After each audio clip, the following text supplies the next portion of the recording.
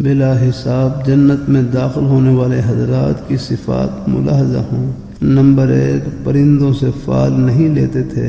ہندوؤں میں یہ دستور ہے کہ سفر کے لیے جب گھر سے نکلتے ہیں اگر پہلے کوے پر نظر پڑ جائے تو واپس آ جاتے ہیں، اس کو وہ بدشگون سمجھتے ہیں۔ نمبر 2، جھاڑ پھونک نہ کرتے تھے، داغ نہیں دیتے تھے۔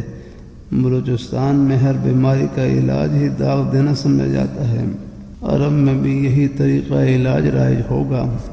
یہ حضرات ظاہری اسباب میں ہاتھ نہیں ڈالتے تھے۔ اگر قیمتی دواؤں، ڈاکٹروں اور اطباء کی کوشش پر شفا کا انحصار ہوتا بادشاہ اور دولت مند کبھی نہ مرتے۔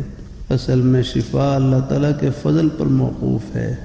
دوا تو مریض کی مرض سے توجہ ہٹانے کے لیے ہوتی ہے، باقی شفا دینے والی ذات اللہ تعالیٰ کی ہے۔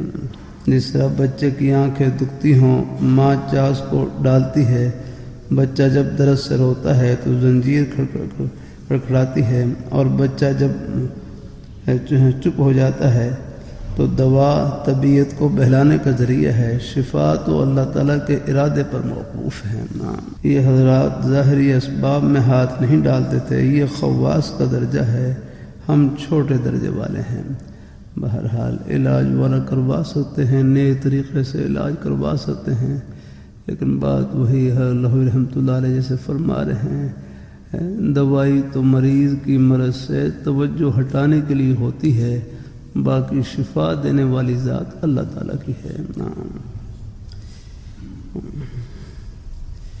ایک ہی ہے، 2 مریض ہیں، ایک ہی طبیب ڈاکٹر سے علاج کروا رہے ہیں، ایک کو شفا مل جاتی ہے اور ایک کا بلاوا آ جاتا ہے۔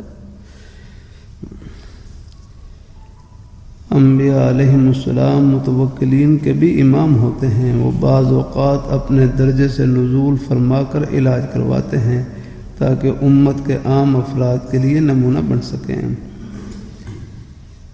توکل کے بھی کئی درجے ہیں، میں نے جو درجہ عرض کیا ہے وہ بہت اونچا ہے، اس کو نصب العین بنا کر اللہ تعالیٰ مجھے اور آپ کو اس کے لیے کوشش کرنے کی توفیق عطا فرمائے، آمین یا الہ العالمین۔